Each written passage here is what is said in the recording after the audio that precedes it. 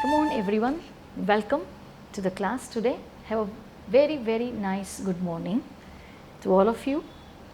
Please take your seat. Yes, thank you. I think creativity is very important in life. I am sure you all will agree to it, right? So today we will talk something about creativity. Okay, fine. The performing arts of India has had such an unbroken tradition of continuity that has no parallel anywhere else in the world. It has been a living tradition in the history of world arts, a tradition that never became obsolete or went into oblivion because of its capacity to adapt, change and evolve. It prides itself of its origin from the Vedas.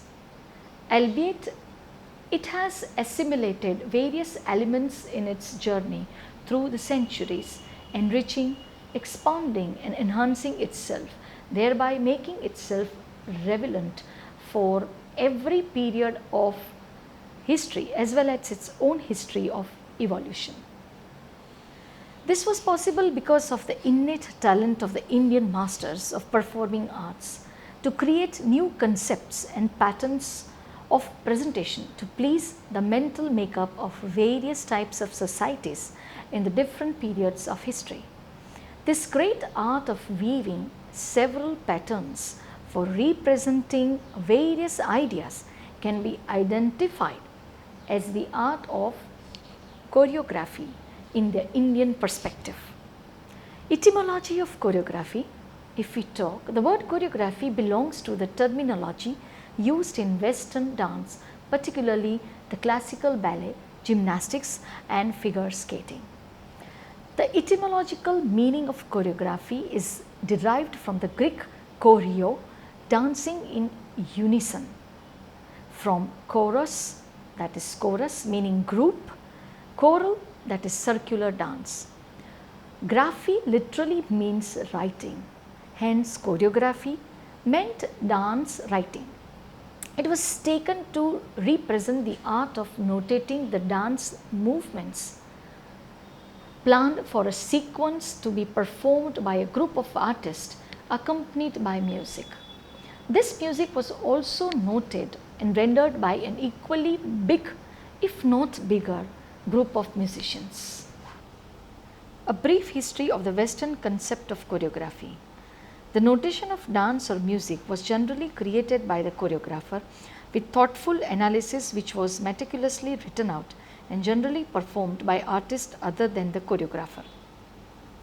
During the Renaissance, dance masters in Italy such as Domenico da Piacenza taught social dances at court and probably began to invent new ones or arrange variants of known dances, thus combining a creative function with their educational ones.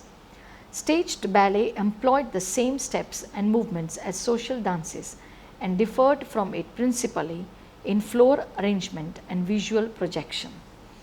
In the 16th century, dance masters at the French court so organized the floor patterns and theatrical and artistic contexts of their social dances as to initiate a choreographic form, the ballet de corps. In the 2 centuries that followed, the gap between social dance and theatrical dance widened until ballet in the 19th century achieved a basically independent vocabulary. The ballet master of this era, the choreographer, was an arranger of dance as a theatrical art.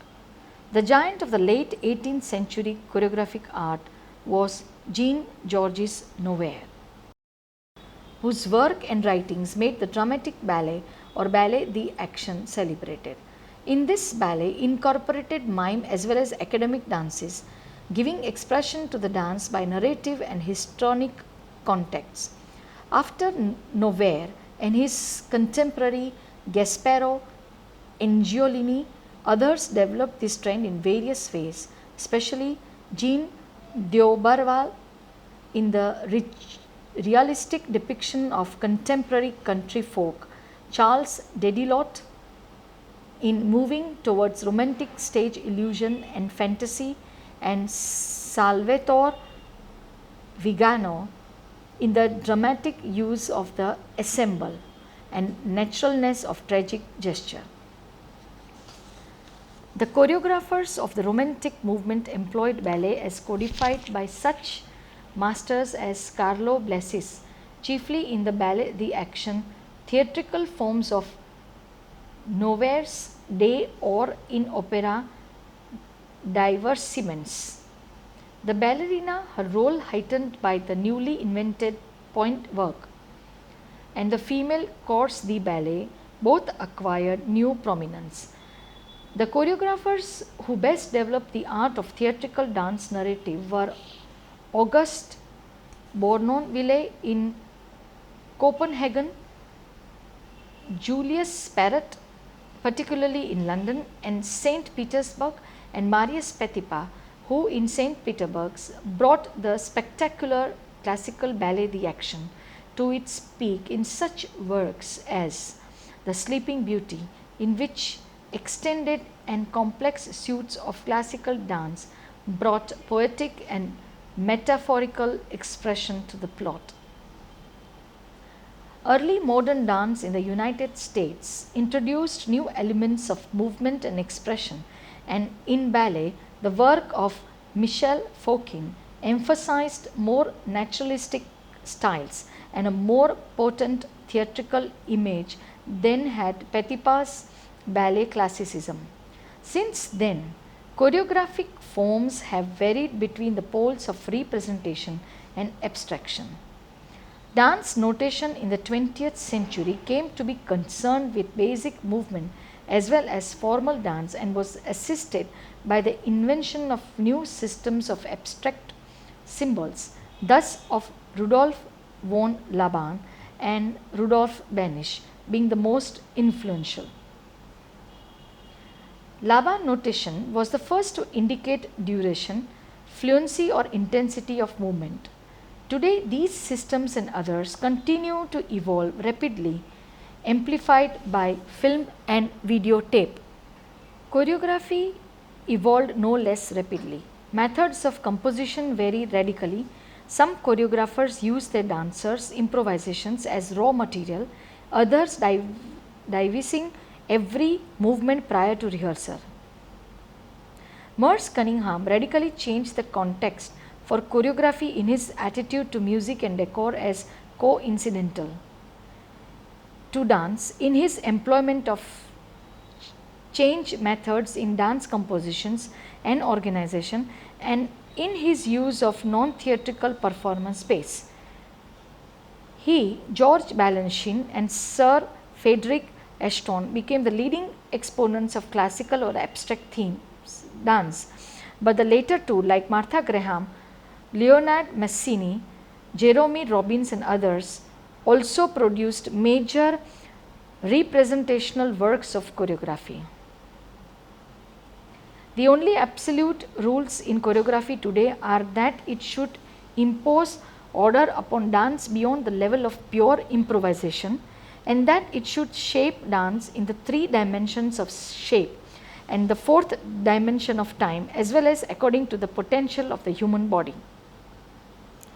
In the 17th and 18th centuries, it did indeed mean the written records of dances, that is, dance notation. However, in the 19th and 20th centuries, the meaning changed a bit and came to be universally accepted to represent the visual aspect of the design patterns of dance, gymnastics and figure skating.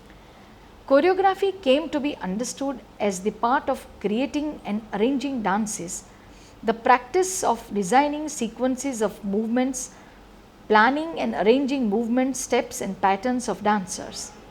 Today, fashion shows, launch of products and such other presentations are referred to as being choreographed, the word itself assuming a wider range of interpretations. Choreography, an ancient Indian text on performing arts. The Natya Shastra ascribed to Bharata Muni is the earliest extant literature in the world on the art of dramaturgy.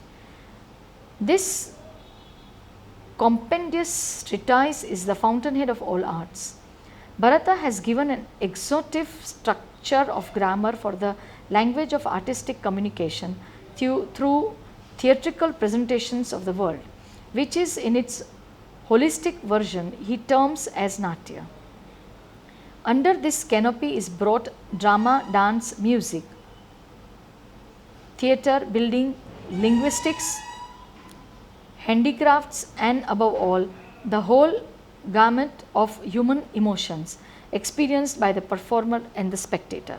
By following Bharata's instruction on Natya, one is constantly applying the technique of choreography according to its present meaning of visual patterns of movements with music. In the 6th chapter of Natya Shastra, which expounds the theory of Ras, Bharata encapsulates the 11 basic elements governing the art of choreography in Natya. Among these, Abhinaya can be described as the art of communication. This has been classified under 4 heads. These are Angika Abhinaya, communication through the physical movements of the body from the subtlest little like batting an eyelid to the grossest like leaping in space. Vachika Abhinaya, verbal communication through articulated words, dialogues, verses, songs, syllables and even sounds emanating from the throat. Satvika Abhinaya, communication of intense emotions through facial expressions and also through certain natural reaction like actually shedding tears. Aharya Abhinaya, communication through the external elements of costume, makeup, jewelry and stage props and decor. A judicious combination of all these will create a total theatrical presentation, which is what Bharata describes under Samanya Abhinaya and Chitra Abhinaya. Among these, Angika Abhinaya becomes more important than others as far as choreography of body movements is concerned. Bharata has analyzed the body from head to toe under Angas or major limbs and Upangas or minor limbs. The major limbs are head, hands, chest, sides, hip and feet. The Mukhaja Upangas are eyes, eyebrows, nostrils, lips, cheeks, chin, eyelids and eyeballs. The Sharira Upangas are neck, shoulders, belly, thighs and shanks. He has prescribed movements for every limb to be practiced as exercises. The basic unit of dance movement is the Nritya Karana. There are 108 Karanas codified in the 4th chapter of Natya Shastra. These are made up of sthanas, charis and Nrityahastas. The static postures of the body are referred to as sthanas. The movements of the legs involving the entire leg are referred to as charis, which may be Bhuchari, where both the feet are constantly on the ground, and Akashichari, where one foot is constantly lifted in the air. The Nritya Hastas are movements of the entire arm which are often used for Vakyartha Abhinaya. These Nritya Karanas are embellished with such subtle movements known as Rechakas, which give graceful fluidity to the movements.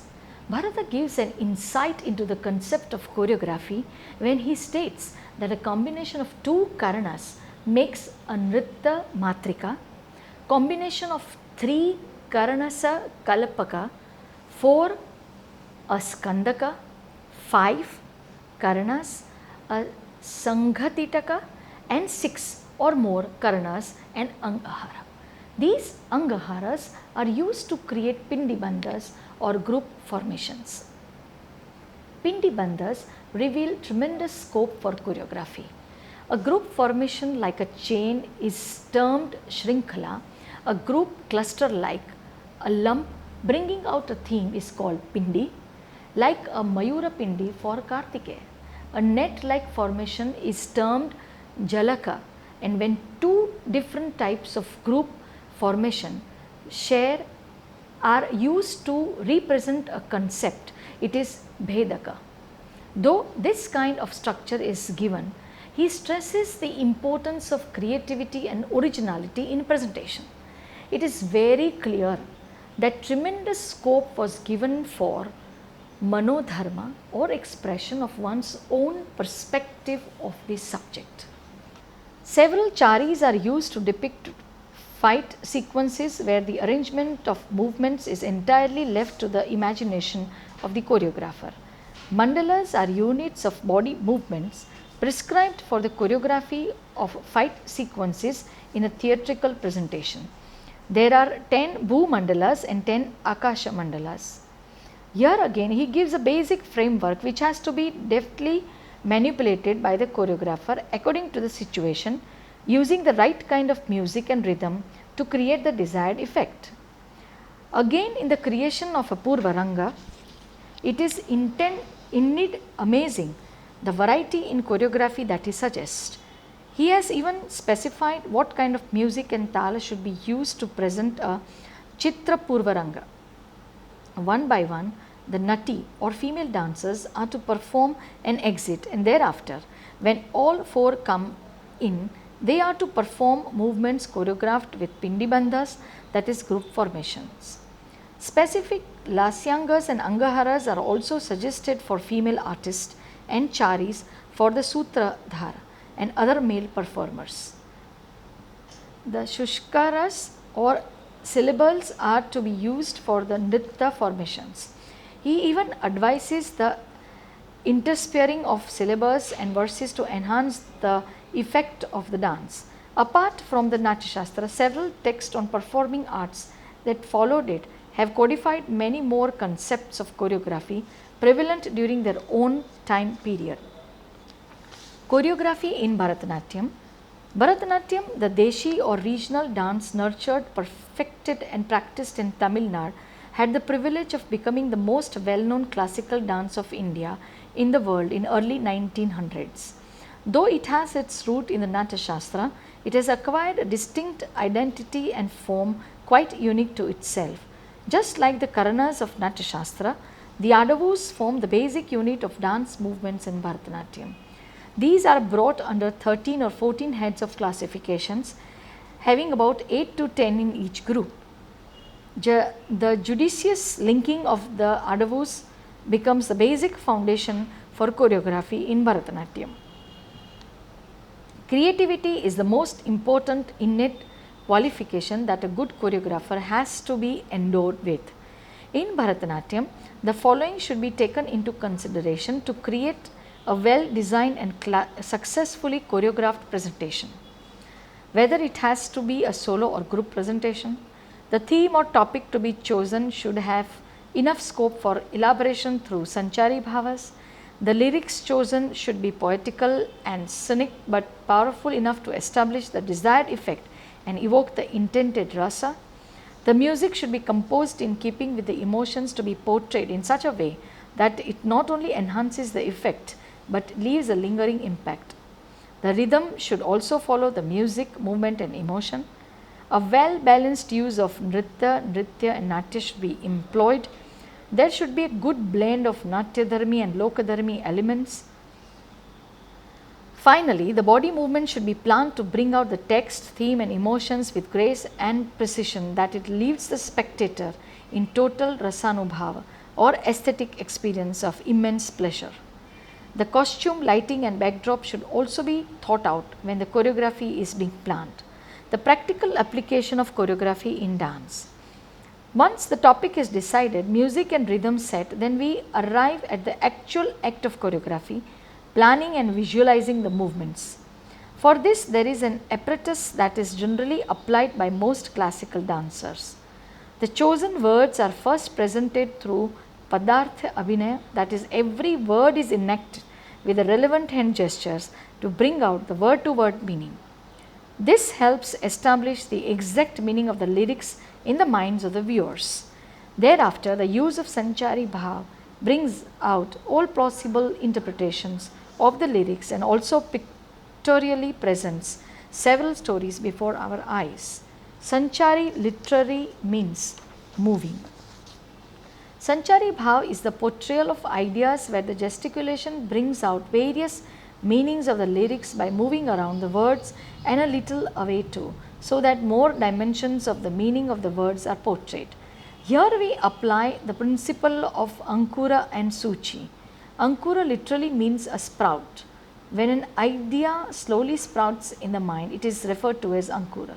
This is developed through various hand gestures and made to point towards a particular meaning, which is referred to as Suchi. Thus, for instance, two Kapitha hands at the shoulder level can be recognized as Devi Lakshmi based on Natya Dharmi. This will be applicable for Padartha Abhinaya. Lakshmi can also be portrayed as Vishnu's consort or showing and emerging from the sea when it is being churned by the Asuras and Devas. In these two actions, we establish the fact that she is the consort of Vishnu and is born from the sea. These actions move in and around Lakshmi, but every action brings out a different aspect of Lakshmi. If we use the Karana Garuda Pluta and then move in Vaishakha Rechita Karana with Vishnu and Lakshmi Hasta, then through Vakyartha Abhina we can portray Lakshmi and Vishnu on their Vahana. An entire story can be unfurled in the same way, showing the episode of the Samudra Manthana, at the end of which can be shown Lakshmi emerging seated on a lotus. The choreography of the Samavakara Rupaka can be brought out through this episode. This can be achieved only if there is a thorough knowledge of all Angas and Upangas and their application. Most of what has been explained here can be used for solo or group choreography. Choreography of group ensemble based on rhythm. The most sought after and appealing are group presentations based only on rhythm. These may be performed for recited or sung syllabus, only instrumental music, or even just the percussion instruments. The choreographer's strength lies in the thorough understanding of Laya and Tal and all its ramifications, permutation and combination. The way the floor patterns are created by the group can enhance the presentation to such an extent that the rhythmic patterns became visual. The various jatis can be shown by the number of artists representing the aksharas of the jati while doing the footwork of that particular jati. Even the costumes should be so designed as to represent certain rhythmic groups. Even the lighting can follow the rhythm. Basically, the theme, the storyline to follow and its duration play an important part in the presentation of dance dramas. All the points mentioned for general choreography have to be followed. Planning the music, both vocal and instrumental, rhythm, variations for the different moods, body movements, both the Lasya and Tandava aspect with a balanced blend of Lokadharmi and Natyadharmi, brief interludes of dialogue, appropriate costumes and stage decor, and sophisticated use of lighting become the greatest responsibility of the choreographer for total success of the production. The ultimate goal should be to establish the right rasa in the spectator in such a way that it is not only entertaining but also educative and enlightening. Now, if we go to the conclusion of all this, the art of choreography, so to say, is inbuilt in the techniques given in our ancient treatises. It has been tried, tested, added on, enhanced and has reached its zenith by adopting many variants as it moved along through the centuries. The Indian artist has assimilated all that appealed as beautiful from other cultures too, thereby enriching our own cultural heritage. The word choreography, though borrowed from Western culture, has come to stay universally identified as the art of creating neatly patterned, well-planned visual presentations. One who is on the threshold of a dance career should be conscious of the need to know the art of choreography, its importance in sustaining the spectator's interest and making the performance a success.